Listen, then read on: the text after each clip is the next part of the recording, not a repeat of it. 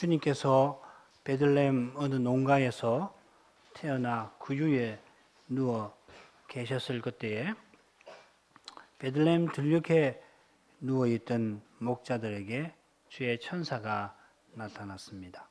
주의 천사가 나타났는데 주의 영광이 목자들을 둘러 감쌌습니다. 주의 영광이 나타나서 둘러 감쌌다는 말은 주님이, 주 하나님이 거기 임재하신 것입니다. 주 하나님이 아기로 베들레헴에서 태어나셨으니 거기 계신 것인데 그 근방 들녘에 있던 목자들에게도 나타나셨습니다.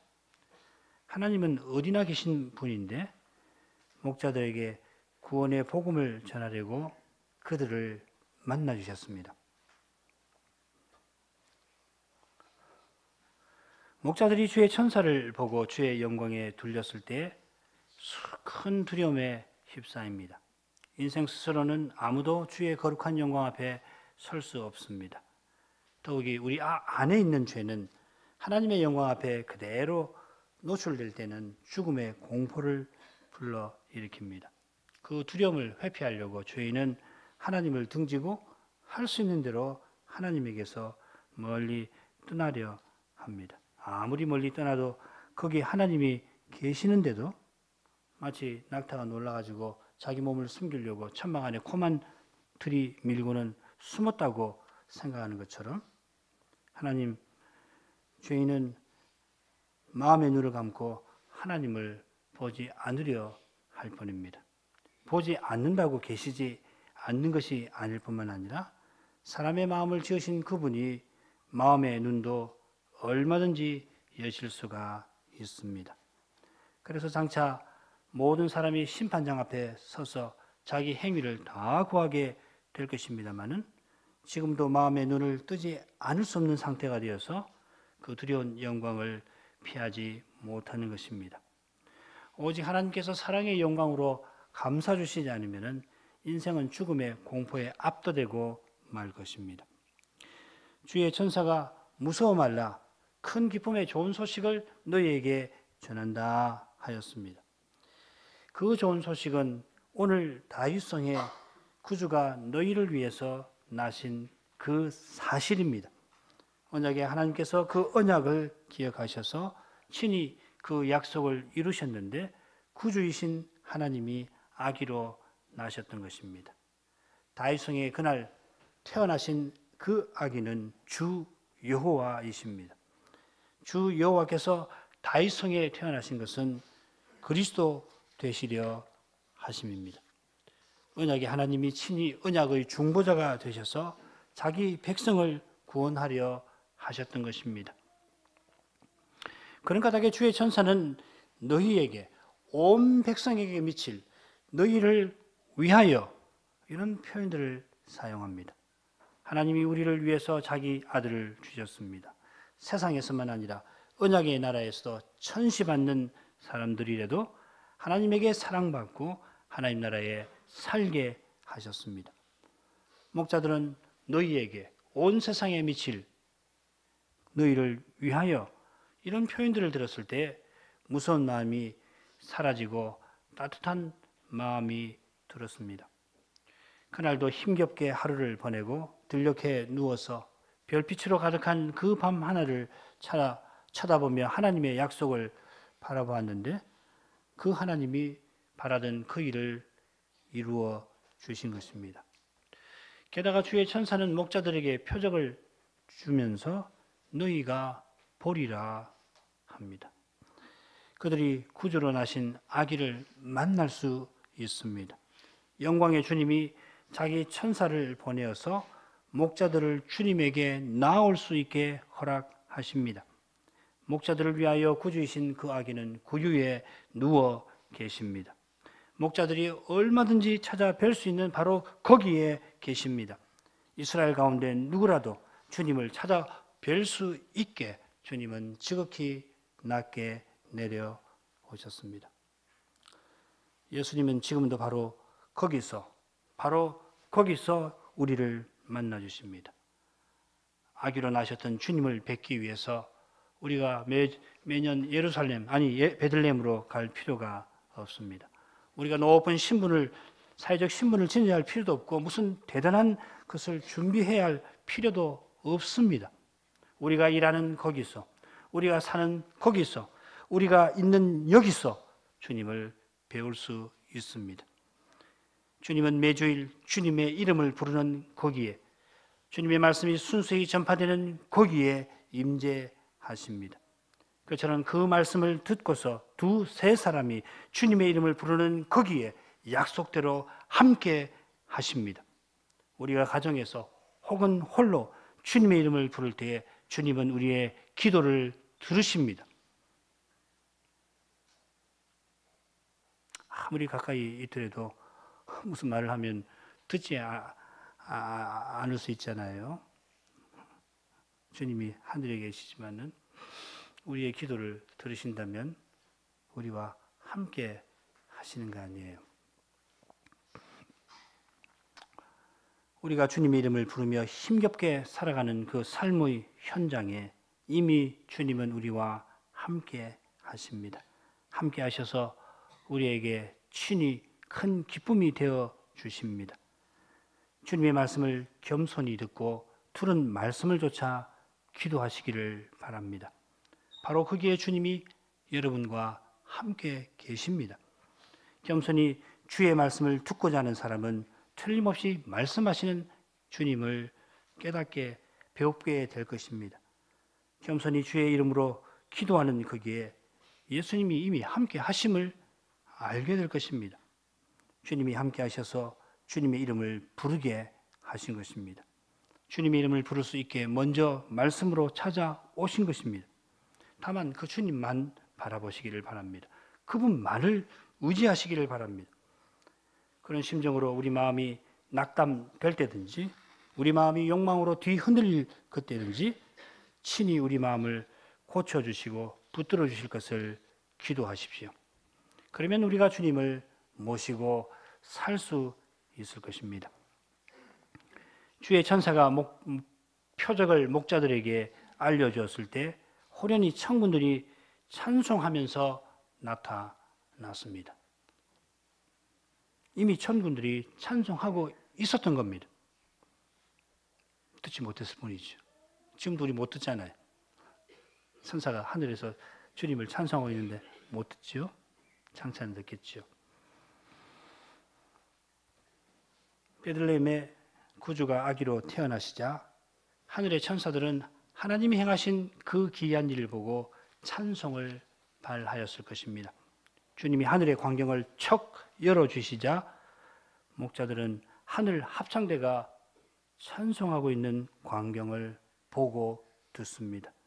캄캄한 들녘에 갑자기 거룩한 천사들이 찬란한 영광 가운데서 천상의 노래를 부르는 그런 광경을 보았으니 목자들이 얼마나 신비롭게 생각했겠습니까?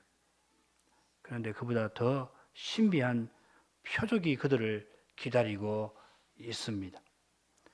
그 표적은 하나님이 사람 되신 것이고 사람 되신 그분이 구유에 계신 것이고 바로 그분이 목자들을 만나 주시는 것입니다.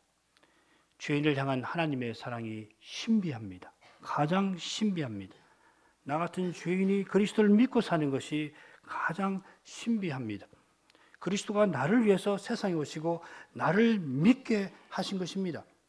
이 신비를 깨닫는 사람은 틀림없이 참 평안과 기쁨을 누릴 수 있을 것입니다. 이것이 천사들의 찬송 제목 아니고 뭡니까? 지극히 높은 곳에서는 하나님의 영광이 찬연히 나타났습니다. 하나님이 낮고 천한 세상에 오신 일로 그 영광을 드러내셨습니다. 그 영광을 보여주신 사람들, 곧 기뻐하심을 입은 사람들에게 참된 평화가 나타납니다. 하나님이 사람 되셔서 하나님을 등진 그 사람을 하나님께로 회복시켜 주시고 하나님을 등져서 서로 미워하고 시기하며 다투던 사람들이 서로 화목하게 되었습니다. 지난 시간 우리가 여기까지 살폈는데 나머지 부분 계속 생각을 해나가야 하니까 먼저 줄거리 다시 말씀드리고 이어가겠습니다. 8, 9절은 목자들에게 주의 천사가 나타난 거, 10절에서 12절까지는 주의 천사가 전하는 말씀이 나오고 13절, 14절은 천사의 찬송입니다. 오늘 15절부터 20절까지 공부할 텐데 15절에서 19절까지는 목자들이 천사의 말씀을 좇아 주님을 배우는 장면이고 그리고 그들이 그 일을 마치고 돌아간 내용이 20절에 나옵니다. 본문을 살피죠. 15, 16절 다시 읽겠습니다. 천사들이 떠나 하늘로 올라가니 목자가 서로 말하되 이제 베들레헴까지 가서 주께서 우리에게 알리신 바 이 이루어진 일을 보자 하고 빨리 가서 마리아와 요셉과 구유에 누인 아기를 찾아서 천사들이 찬송 드리고 하늘로 갔는데 그 표현이 조금 흥미롭습니다. 천사들이 그들을 떠나 하늘로 들어가니 우리말 성경은 하늘로 올라갔다 번역했는데 올라갔다는 말 없어요. 왜 올라갔다고 번역하는지 이해가 안 되시죠? 하늘 위에 있으니까 올라갔다. 그런데 누가 선생은 천사들이 하늘로 들어갔다 이렇게 했습니다. 천사들이 갑자기 목자들 시선에서 사라진 것입니다. 하늘의 주님이 천사들과 함께 목자들을 찾아오셨다가 다시 떠나신 것입니다. 천사들의 눈에 잠시 하늘이 열렸다가 다시 들녘에 밤 하늘만 보였던 것입니다. 목자들은 누가 먼저 할 것 없이 베들레헴으로 가자고 서로 말합니다. 천사가 오늘 다윗성에서 구주가 나셨다고 했으니까 베들레헴으로 가려 한 것입니다. 구주께서 나셨을 뿐만 아니라 평범하고 비천한 자기들이 이 구주를 만날 수가 있게 되었으니 한달음에 달려가려 한 것입니다. 그래서 그들은 그저 베들레헴으로 가자 하지 않았고 베들레헴까지 곧장 나아가자 하였습니다. 원문은 이렇게 되어 있습니다. 원문을 읽으면은 베들레헴까지 곧장 질러가자. 그들이 속속들이 알고 있는 그 길들을 지나서 신속히 베들레헴으로 가려 합니다. 베들레헴에 가서 신속히 가서 이 이루어진 일을 보자 하였습니다. 여기 일이라고 하는 말, 이 표현이 누가복음 1장에 이미 두 번 37, 38절에 나왔고 2장에도 이후에 두 번 더 나옵니다. 29절, 50절에 나오는데 1장에서 이 일이라는 말이 어떻게 쓰였는지 제가 읽어보겠습니다. 37절, 38절 대저 하나님의 모든 말씀, 이게 일입니다. 모든 말씀은 능치 못하심이 없느니라. 마리아가 가로되 주의 계집종이오니 말씀대로, 이게 똑같은 낱말입니다. 말씀대로 내게 이루어지이다. 여기서는 똑같은 낱말 회마가 말씀으로 번역이 되었는데 이 낱말은, 이 회마라는 말은 로고스라는 말하고 똑같이 말씀으로도 번역될 수도 있고 일이라고 번역할 수가 있습니다. 여기 가브리엘과 마리아가 말하는 말씀은 예수님의 메시아의 탄생에 관한 것이죠. 가브리엘은 그 말씀이, 그 일이 틀림없이 이루어질 것이라 선언하고 마리아도 그 말씀대로 이루어지기를 구했는데 과연 그 말씀이, 그 일이 오늘 베들레헴에서 드디어 이루어졌습니다. 목자들은 이 말씀 혹은 이 일을 주께서 우리에게 알리신 말씀이라, 알리신 일이라 하였습니다. 이 알리셨다 혹은 알게 한다는 표현은 하나님께서 마음에 품고 계시던 구원의 경륜을 드러내실 때에 자주 사용되는 표현입니다. 주의 천사가 이 말씀을 전해 주었습니다마는 목자들은 주님이 알게 하셨다, 하나님이 알게 하셨다 합니다. 주님께서 마음에 품고 계시던 구원의 경륜을 친히 이루셨고 그 이루신 경륜을 목자들에게 알려주셨습니다. 하나님은 말씀하신 그대로 이루어 가십니다. 그런 까닭에 구약이든지 신약이든지 흔히 말씀, 말이라고 하는 번역되는 말들, 히브리 말로는 다바르, 그리고 신약 그리스 말로는 로고스, 회마가 말씀으로도 번역될 수 있고 일, 사건으로도 번역될 수 있습니다. 하나님께서 말씀하시는 그것이 분명한 사실일 뿐만 아니라 말씀하신 그 내용이 그대로 이루어집니다. 우리 인간의 말이야 잠시 공기를 진동시키고는 사라져버립니다마는 하나님의 말씀은 결코 그렇지 않습니다. 하나도 땅에 떨어지는 것이 없습니다. 말씀하시는 그분이 말씀하신 대로 행하시는 까닭입니다. 바로 이것이 여호와라고 하는 성어의 핵심 의미입니다. 하나님께서 모세에게 나타나셔서 자기를 여호와라 알리셨는데 이 이름의 뜻은 나는 나일 것이다 입니다. 하나님께서 역사에서 자기가 누구인지 친히 알리시고 입증하신다 하는 말씀입니다.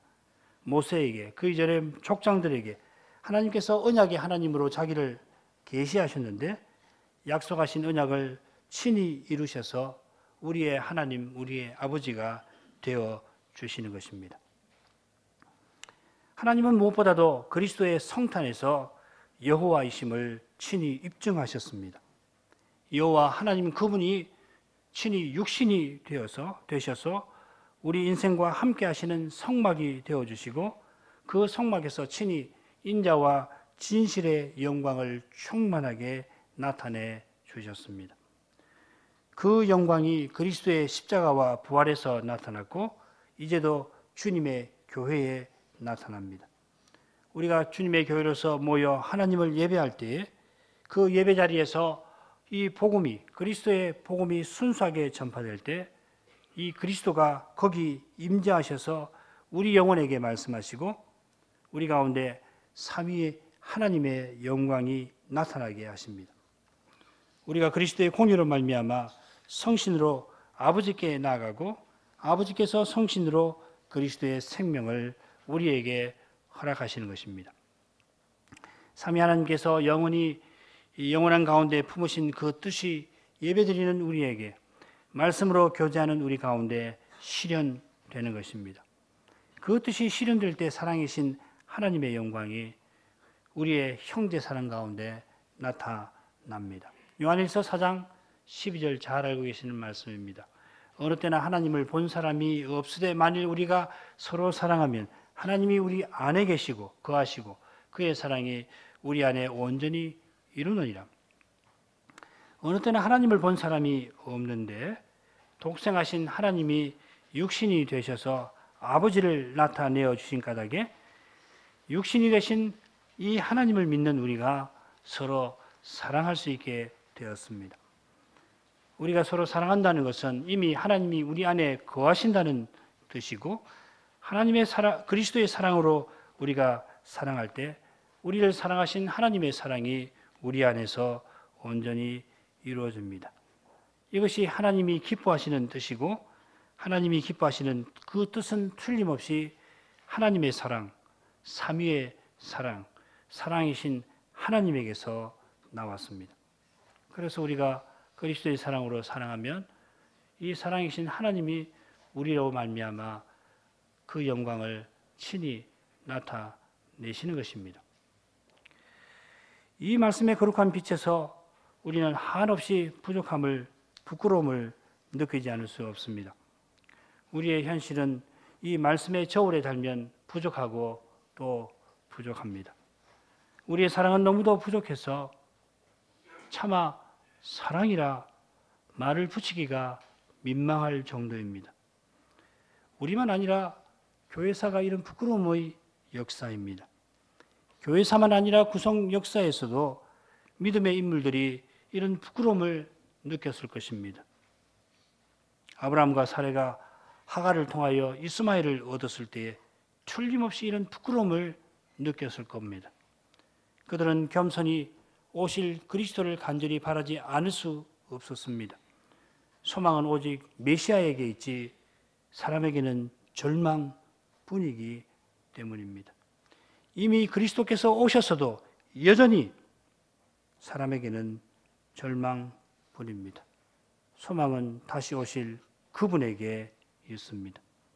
다시 오실 주님이 영광의 소망이십니다. 그런데 이 영광의 소망이신 그분이 성신과 말씀으로 우리와 함께 해주시는 까닭에 그분이 우리와 함께 하시는 까닭에 우리가 여기서 지금 소망의 빛을 볼 수가 있습니다. 서로에게서, 내게서도. 말씀의 거룩한 빛에 사람의 절망이 드러날 때마다 그 절망의 늪에서 벗어나서 소망의 빛이 비치는 주님에게 나아가야 할 것입니다. 소망스러운 그 빛이 우리 가운데 비칠 때마다 그 빛이 내 자신에게서, 우리 자신에게서 나오지 아니하고 주님에게서 나오는 사실을 망각해서는 안 될 겁니다. 이 사실을 잊어버리는 순간 우리는 사람에게는 절망뿐임을 다시금 뼈저리게 맛보아야 할 것입니다. 목자들은 빨리 갑니다. 참된 믿음은 절망의 현실에서 소망이신 주님에게 신속히 나아갑니다. 빨리 가면서 그들이 서로 어떤 말을 건넸을 것 같습니까? 만약에 서로 말을 건네며 갔다면 그 말은 복음의 말씀이었을 겁니다. 서로 말을 건넬 여유도 없이 속히 갔을까요? 그렇다면 그들의 마음은 똑같이 구유에 누우신 주님께 있었을 것입니다. 함께 주님을 말하고 마음으로 주님에게 나아가는 이것이 성도의 교제입니다. 함께 주님에게 나아가는 거기에 참된 교제가 있습니다. 주님을 말하고 듣는 것이 참된 교제입니다. 주님을 모신 거기에 소망스러운 사귐이 약속되어 있습니다. 목자들이 베들레헴에 들어가서 마리아, 요셉 그리고 구유에 누운 아기를 찾았습니다. 베들레헴이 아주 작은 동네인데다가 자기네 동네인 까닭에 목자들은 어디로 가야 할지 잘 압니다. 평소 잘 알고 지내는 집들을 찾아다니다가 드디어 천사가 말한 그 표적을 경험합니다. 한 아기가 구유에 누워 있는 것이 표적이고 목자들이 이 아기를 만나는 이것이 우리에게, 그들에게 또한 우리에게 표적입니다. 구주이신 하나님이 어린 아기로 나시되 구유에 계십니다. 게다가 비천한 인생들이 이 구주를 만납니다. 목자들이 주님을 만난 일은 인생 가운데 누구든지 예수님을 가까이 할 수 있다는 표적이 됩니다. 누구든지 스스로 이 예수님에게 등을 돌리지 않는 한 예수님은 그를 찾아오실 것입니다. 예수님은 등 돌린 인생들에게 찾아오신 것 아닙니까? 주님 말씀을 듣고 돌이키는 사람은 누구든지 예수님이 따뜻하게 그 품에 맞아 주십니다. 나 같은 죄인도 하나님이 받아주실까? 그런 마음이 때때로 들긴 합니다만은 그런 마음이 이미 주님이 찾아오신 증거일 수가 있습니다. 그렇지 않으면 이런 마음 갖지 못해요. 그런 마음을 품고 주님을 바라는 사람은 주님에게 외면받을 리가 없습니다. 그 이유 다 아시죠? 바로 그런 사람을 위해서, 바로 그런 우리를 위해서 그분이 육신이 되신 까닭입니다. 그런 우리를 위해서 십자가에 달리신 까닭입니다. 그런데 목사들이 먼저 마리아와 요셉을 발견하였습니다. 이건 너무도 당연한 일입니다. 어린아기가 홀로 구유에 누워 있을 수 없지 않습니까? 천지를 창조하신 하나님이 어린아기로 태어나셔서 육신의 부모를 의지합니다. 그날도 만민을 먹이신 그분이 육신의 어머니의 젖을 의지하여서 그날을 살아가십니다. 그날 해가 뜨고 별이 지게 하신 바로 그분이 강보에 쌓여서 온기를 유지하십니다. 예수님은 과연 사람이 되셨습니다. 사람인 척 하시는 것이 아니고 사람이 되셨습니다. 하나님께서 부모나 수많은 사람을 통해서 온갖 선한 것을 주심으로 날마다 살고 숨쉬고 기도하는 바로 이런 우리를 위하여서 그분도 우리 가운데 하나가 되어주셨습니다. 무엇보다 우리가 범죄하여서 세상에 온갖 악이 가득해진 까닭에 예수님은 죄로 말미암아 낮고 비천해진 이 세상으로 오셨습니다. 그 상태로 내려오셨습니다. 구유에 누우신 그분은 우리의 연약함을 친히 담당하셨습니다. 죄가 하나도 없는 그분이 육신은 죄 있는 육신의 모양을 취하셔서 죄로 말미암아 생긴 우리의 그 연약함을 친히 맛보셨습니다. 담당해 주시기 위하여서. 그런 까닭에 우리가 연약해져서 힘들어할 때 우리는 왜 이렇게 힘든지조차도 몰라 더 괴로워집니다마는 예수님은 우리가 왜 힘들어 하시는지도 아시고 우리가 얼마나 힘들어하는지 우리보다 더 잘 아십니다. 날마다 사소한 것 하나라도 없으면 당장 어찌해야 할 바를 몰라 당황하기 쉬운 우리의 그 심정을 예수님은 우리보다 잘 아십니다. 홀로 버려진 것 같은 그때에 이 주님이 함께 하신다는 것을 기억하십시오. 우리의 연약함과 필요를 다 아실 뿐만 아니라 그 연약함을 담당하셨고 그 필요를 매 순간 채워주시는 예수님이 우리를 결코 버리지 않으실 거라고 하는 것을 잊지 마시기 바랍니다. 주님이 함께 하시는 것은 이미 연약한 우리를 붙들고 계시고 힘들어하는 우리의 짐을 담당해 주신다는 뜻이 아니고 무엇입니까? 그래서 우리가 괴로워할 수도 있고 힘들어할 수도 있는 것 아니겠습니까?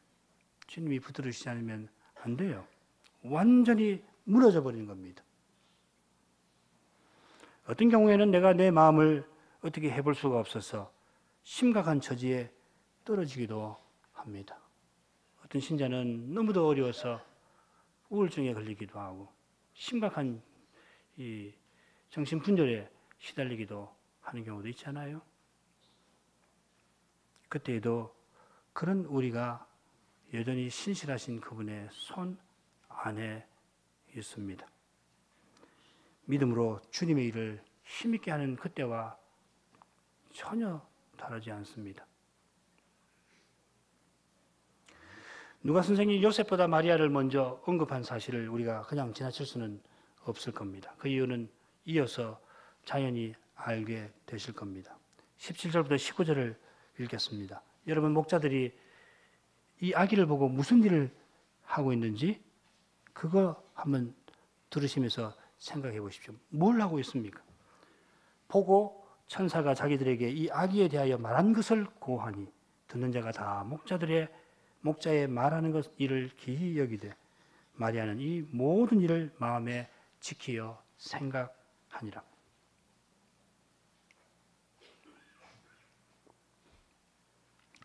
우리는 흔히 목자들이 주님을 찾아가서 경배하였다고 생각을 합니다만 누가는 조금 다른 이야기를 하고 있습니다. 우리가 흔히 생각하는 것처럼 목자들의 경배에 관한 이야기는 전혀 없고요. 그 말은 경배 안 했다는 이야기는 아닙니다. 아무튼 누가는 그런 이야기 하지 않고 주의 천사와 같이 말씀을 그들이 전하는 이야기를 기록하고 있습니다. 그러므로 우리도 이 성경의 내용을 오늘 살피도록 하겠습니다. 누가 선생은 목자들이 보고 천사들의 말을 이야기했다 했죠. 16절에 그들이 마리아와 요셉과 그 위에 누운 아기를 찾은 일이 기록되어 있는데 바로 이어서 그들이 보고 원문도 똑같습니다. 보고 이야기하였다 했습니다. 그러니까 이 보고라고 하는 말 우리 청소년들은 영어 문법을 아시니까 현재 분사 구문이라고 생각하면 됩니다. seeing 이렇게 됩니다. 이해되세요? 그러니까 이 보고라고 하는 표현은 그들이 16절에 마리아, 요셉, 주님을 찾아가서 천사가 말한 대로 표적을 경험한 그 사실을 가리킬 겁니다. 천사의 말을 듣고 들은 그것을 눈으로 보았습니다. 그저 눈으로 본 것만 아니라 들은 그것을 확인하였습니다. 목자들이 확인하고서 그 다음 주의 천사처럼 천사를 보내신 주님처럼 행동합니다. 17절을 제가 사역을 해보겠습니다. 그들이 보고서 이 아기에 관하여 자기들에게 말씀하신 그 말 혹은 그 일, 아까 우리 공부한 회마, 그 일에 관하여 알게 하니 15절에서 말씀하신 그 말 혹은 그 일이나 알게 하다라고 하는 표현을 우리가 살피지 않았습니까? 그거 다 주님과 관련된 주의 천사들과 관련된 이야기인데요. 목자들은 베들레헴으로 가면서 주께서 우리에게 알리신 이 이루어진 일을 보자 하였는데 거기 사용된 중요한 낱말이 여기 그대로 사용이 되어 있습니다. 주님께서 천사를 통하여 목자들에게 구원의 경륜을 알게 하셨는데 이제 이 목자들이 사람들에게 듣는 사람들에게 하나님께서 말씀하신 일, 하나님께서 말씀하신 대로 이루신 그 일을 이 사람들이 전하고 있습니다. 요컨대 하나님께서 천사를 통해서 이 목자들에게 행하신 그 일을 이제 목자들을 통해서 사람들에게 행하고 계시는 것입니다. 이 목자들이 율법 교육을 받았으면 얼마나 받았을까요? 그런데 이런 목자들을 하나님이 쓰셔서 복음을 전하게 하셨습니다. 요한복음을 보면은 주님이 사람들에게 손가락질 당하던 그 사마리아 여인을 만나 주셨는데 정말 손가락질 당할 만한 여인이지요. 그런데 그 여인이 마을로 돌아가서 주님을 능력 있게 전하지 않았습니까? 온 마을 사람들이 주님에게 나오도록 이 여인이 만들었습니다. 복음을 전하는 일은 사람의 일이 아니라 하나님의 일이어서 하나님이 원하시는 사람을 쓰셔서 그 일을 이루시는 것입니다. 이 원칙은 심지어 목사를 청빙할 때도 다를 수가 없을 겁니다. 어떤 신학교를 나와서 그 사람을 목사로 청하는 것도 아니고 어떤 사람이 많이 배웠다고 목사로 세우는 것도 아니고 그 사람이 심지어 훌륭한 인품을 지녔다고 목사로 부름받는 것 아닙니다. 일반적으로 이런 거 다 고려해야겠죠. 뭐 당연히 고려합니다. 어떤 신학교에 나와서 뭘 공부했고 어떻게 공부했나, 그리고 이 사람이 하나님 말씀을 얼마나 잘 깨닫고 있나, 그리고 그 말씀에 일치하게 얼마나 그 삶이 말씀과 일치하는가, 물론 고려합니다만은 그럴지라도 결정적으로 중요한 것은 하나님이 원하시는 사람을 불러서 그에게 말씀을 주시고 그가 전한 말씀을 쓰시는가 하는 사실입니다. 교회는 이런 사실을 여러 경우에서 확인하는 것이겠죠. 우리의 통념에 따르면 목자들이 신학교육을 별로 많이 받지 못했을 뿐만 아니라 아주 평범한 사람이었을 것 같은데 주님은 이들이 최초로 복음을 전할 인물로 보셨고 그 일을, 최초로 복음을 전한 그 일을 이 목자들이 하게 하셨습니다. 그러면 목자들이 누구에게 이 아기에 관해서 복음을 전하였습니까? 18절을 보면 듣는 자가 다 놀랐다 했는데 이 듣는 자가 다, 그러니까 모든 듣는 사람이라고 표현했으니까 마리아, 요셉, 또 아기 예수님 말고도 다른 사람들이 있었다고 짐작할 수가 있겠죠. 우리가 지지난 시간 살핀 대로 구유가 있는 공간이 팔레스타인 농가 출입구에 있는 장소인데다가 구유가 있는 그 공간하고 주인집 식구들이 사는 그 공간은 오늘날 우리가 사는 것처럼 방마다 이 경관, 이 콘크리트로 격리되어 있는 것이 아니라 그냥 그 경계 표시만, 커다란 나무 하나를 중간에 놓고서 경계 표시만 하는 거예요. 그냥 키 큰 남자는 훌쩍 뛰어넘을 수가 있는 그런 공간입니다. 그런 까닭에 목자들이 밤중에 예수님을 찾아왔을 때에 주인집 식구들도 틀림없이 자다가 일어난 일들을 보았을 겁니다. 그중에 밤중에 목자들이 단번에 주님 계시던 농가를 찾은 것은 아닐 것 같은데, 그러면 이 집 저 집 돌아다녔을 테니까 목자들이 하는 이야기를 듣고 주님 계신 그곳으로 사람들이 함께 왔을 수도 있겠습니다. 이처럼 마리아와 요셉 말고도 여러 사람이 목자가 전하는 복음을 들었습니다. 목자들이 이 아기에 관하여 주께서 말씀하신 일이 이루어진 것을 알게 하니까 듣는 사람들이 그 말을 듣고는 모두 놀라워합니다. 기이 여깁니다.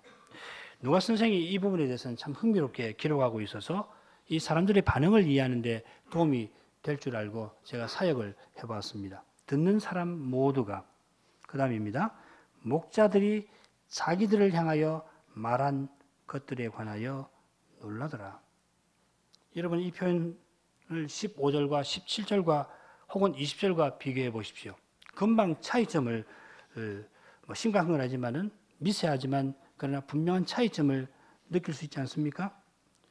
목자들은 주께서 우리에게 알게 하신 일이라, 자기들에게 말씀하신 말씀 혹은 그 일이라고 표현하면서 복음을 받아들였는데 지금 그 위에 있는 그 집에 모인 사람들은 목자들이 자기들에게 이야기하는 것으로 듣습니다. 목자들이 이야기하는 것이 실로 놀라운 것이라 기이하게 여깁니다마는 그들의 태도는 마리아나 목자들과는 조금 다릅니다. 19절 처음에 보시면 그러나 마리아는, 우리말은 그러나가 없지요? 예, 우리말은 그러나가 없는데 19절 앞에 그러나를 넣어야 됩니다. 그러나 마리아는, 그런데 마리아는 하면서 듣는 사람들과 마리아가 구별됩니다. 이들의 반응은 마치 주님께서 훗날 표적을 행하실 때 사람들이 그 놀라운 기적을 직접 보고는 기이 여겼던 것과 아주 비슷합니다. 그러니까 이분들이 안 믿었다 이렇게 할 필요는 없어요. 그런 정도의 반응이었다 하는 것입니다. 주님이 표적을 통하여 주님과 그리스도와 하나님 나라를 분명히 계시해 주셔도 모든 사람이 예수님을 그리스도로 믿은 것 아닙니다. 성신께서 듣는 사람의 마음을 열어주셔야 그 표적에서 하나님 나라를 맛볼 수가 있습니다. 마찬가지로 구주 하나님이 아기로 나셔서 구유에 누워 계시는 것을 볼지라도 그걸 보는 것 자체로는 보는 사람의 마음에 믿음이 생기지 않습니다. 설령 기적을 눈으로 목격하더라도 그 기적 자체가 믿음을 일으키는 것 아닙니다. 목자들이 전해주는 그 말씀을 깨달아야 믿음이 생깁니다. 그런 점에서 목자들이 그들을 향하여 이야기한 것들, 이 표현은 묘한 긴장을 불러일으킵니다. 이분들이 역사상 처음으로 성육신한 그리스도를 배움는 바로 그 자리에서 처음으로 그리스도의 복음을 듣는 바로 그 자리에 있는 특권을 누렸습니다마는 그 특권이 참으로 특권이 되려면은 하나님 은혜가 절실합니다. 오늘 우리에게도 마찬가지입니다. 방금 말씀드린 대로 누가 선생은 목자들이 말하는 것을 듣는 이 사람들과 마리아를 분명히 구분합니다. 듣는 모든 사람들이 목자들이 말하는 것을 기이 여겼는데 그러나 마리아는 이 모든 말을, 다시 우리가 공부했던 그 단어가 나옵니다. 이 모든 말들을 마음에 새깁니다. 이 모든 말씀들 혹은 이 모든 일들을 마음에 새깁니다. 목자들이 베들레헴으로 가면서 사용하던 바로 그 표현, 말이 다시금 나왔습니다. 이 모든 말들은 주께서 목자들에게 말씀하신 그 말씀입니다. 마리아는 목자들에게 하나님의 말씀을 듣습니다. 이 사실은 마음에 지키어 생각한다는 표현에서도 분명히 드러나죠. 사용된 표현들을 고려하면 마리아는 목자들이 전한 그 말씀을 계속 마음에 새기며 깊이 생각하였습니다. 이 장면을 읽을 때 뭐가 생각났냐면 마리아가 가브리엘 천사를 만났을 때를 떠올렸습니다. 제사장 사가랴는 이 가브리엘을 만났을 때 그 모습에 두려워하고 어쩔 줄을 몰라 했는데 마리아도 처음에는 무서워했습니다만 그 이후로는 마리아는 어떤 모습이냐면 마치 눈앞에 가브리엘이 없는 것처럼 행동해요. 가브리엘이 전한 그 말에 마음이 다 빼앗겨서 마치 앞에 천사가 없는 것처럼 그 말에 빠져있는 모습을 누가복음 1장에서는 발견할 수가 있는데 지금 마리아도 그렇습니다. 이 사실은 이 모든 말씀을 깊이 생각한 데서도 잘 드러날 겁니다. 이것이 말씀 듣는 태도입니다. 하나님의 말씀을 참으로 듣는 사람은 그 모든 말씀을 받습니다. 그 모든 말씀을 받아야만 오직 말씀만 듣습니다. 말씀을 받을 수 있습니다. 오직 말씀만 받들어야 합니다. 하나님의 말씀을 따라야 합니다. 하나님 말씀 외에 사람의 말은 아무 힘 없습니다. 사람 말은 다 무너집니다. 그게 아무리 근사한 말이고 아무리 훌륭하게 포장된 말이고 혹은 아무리 정교하게 만든 말이라도 사람의 말은 다 무너집니다. 이루어지지 않습니다. 그야말로 공기를 울리고 사라집니다. 사람의 말을 좇는 사람은 그의 말처럼 사라집니다. 들의 풀과 같습니다. 베드로전서 1장 마지막 부분이 바로 이 이야기를 하는 겁니다. 오직 하나님의 말씀만 영원합니다. 그 말씀이 온전히 다 이루어집니다. 그 말씀을 받드는 사람만 영원한 생명을 누립니다. 그런 까닭에 말씀만 좇아야 하는데 말씀만 좇는 길은 모든 말씀을 듣는 것입니다. 모든 말씀을 듣는 것은 뭐겠습니까? 모든 말씀을 들으려면 어떻게 되겠습니까? 사람의 생각을 완전히 버려야 합니다. 조금이라도 사람의 생각을 붙들지 아니해야 합니다. 사람의 생각이 아무리 그럴듯하더라도 자기가 생각할 때 아무리 그것이 맞고 또 맞다 하더라도 그것이 사람의 말이면 과감히 버리는 것입니다. 그래야 하나님 말씀을 쫓아 말하고 그 말씀을 쫓아 살 수 있습니다. 이것이 성탄을 기념하는 심정 태도이겠습니다. 말씀이 육신이 되신 것은 말씀이신 그리스도처럼 우리도 하나님 말씀을 쫓아 살고 말하게 하심입니다. 오늘도 이 세상은 사람의 말로 요란합니다.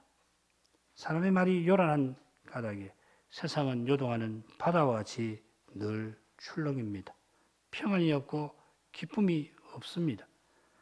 이런 세상에서 우리는 육신이 되신 말씀, 아버지의 뜻을 이루려고 사셨던 그 그리스도를 바라봅니다. 그리스도 안에서 우리도 그리스도처럼 그리스도 안에서 그리스도와 같이 오직 말씀만 쫓아 말하고 행할 수 있는 소망을 발견합니다. 주님이 사람의 생각을 벗지 못하는 우리를 하나님의 생각을 받들 수 있게 해 주실 것을 겸손히 바라봅니다. 하나님의 생각이 우리 가운데 왕노릇해서 주님의 교회가 그리스도로 충만해지는 그날을 간절히 소망합니다. 이 간절한 소망을 주님은 절대로 외면치 아니하실 것입니다. 마지막 부분 간단히 살피고 마치겠습니다. 20절 목자가 자기들에게 이르던 바와 같이 듣고 본 그 모든 것을 인하여 하나님께 영광을 돌리며 찬송하며 돌아가니라. 목자들이 하나님께 영광 돌리며 찬송을 드리며 돌아갔습니다. 처음에는 주의 천사가 목자들에게 나타나고 주의 영광이 둘러 비쳤을 때 무서워하였습니다만 이제는 기뻐하며 하나님께 영광을 돌리고 천사들과 같이 찬송합니다. 이 변화는 어떻게 일어났습니까? 자기들에게 이르던 바와 같이 듣고 본 그 모든 것을 인하여 이 근본적인 변화가 일어났습니다. 하나님의 말씀이 이런 변화를 가져왔습니다. 하나님이 말씀하신 대로 이루신 까닭에 무서운 마음이 경탄과 찬송과 기쁨으로 채워졌습니다. 하나님 말씀이 우리의 기쁨이고 말씀하시는 하나님이 우리의 찬송이십니다. 마리아와 같이 모든 말씀을 마음에 새기는 그 사람은 목자들이 맛보았던 기쁨이 그들에게는 약속되어 있습니다. 말씀하시는 하나님을 바라보는 교회는 언제나 찬송의 자리에 있게 될 것입니다. 지금 그럴 것이고 영원히 하나님을 찬송하는 자리에 있게 될 것입니다.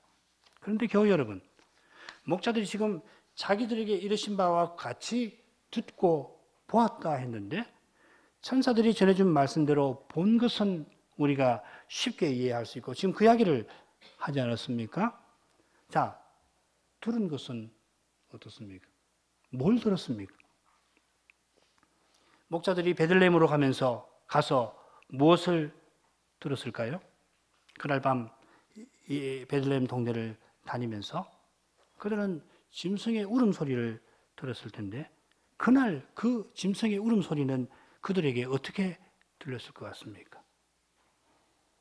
천사를 만나기 전에 양떼와 함께 있다가 그날 밤도 이 양떼의 울음소리를 계속해서 들었을 테지만은 그날 베들레헴으로 가서 들었던 양들의 울음소리는 틀림없이 다르게 들리지 않았을까요?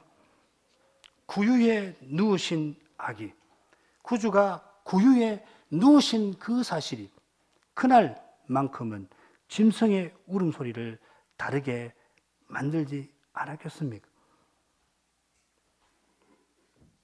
그날만 그렇겠습니까?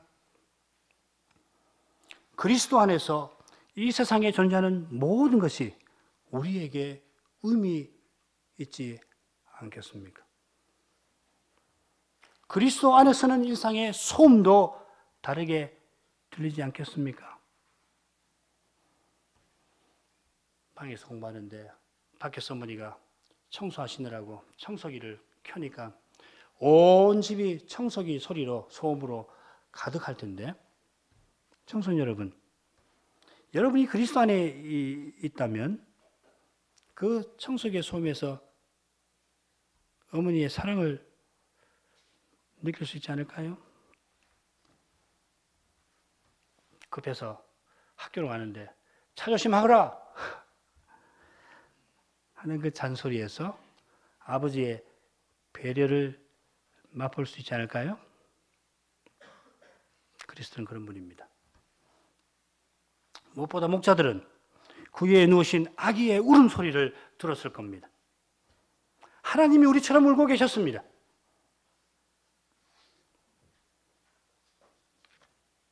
지금 하늘에 계시는 그분은 지금 울고 있는 우리 심정을 잘 아십니다. 우리가 다시 오시는 주님을 바라보면서 힘겨운 이 현실 앞에서 울고 있을 때 주님은 그 마음을 다 헤아려 주실 뿐만 아니라 우리로 하여금 다시 울지 않게 하시려고 속히 오실 것입니다. 기도하십시다. 거룩하신 하나님, 주의 천사를 목자들에게 보내셔서 큰 기쁨의 좋은 소식을 전해주시고 목자들을 또한 보내셔서 이 하나님의 말씀을 베들레헴 사람들에게 특별히 마리아와 요셉에게 전해 주셨습니다. 사람들이 주목하지 아니하는 목자들이지만은 이 목자들을 하나님은 주목하시고 하나님의 일에 귀히 써 주셨습니다.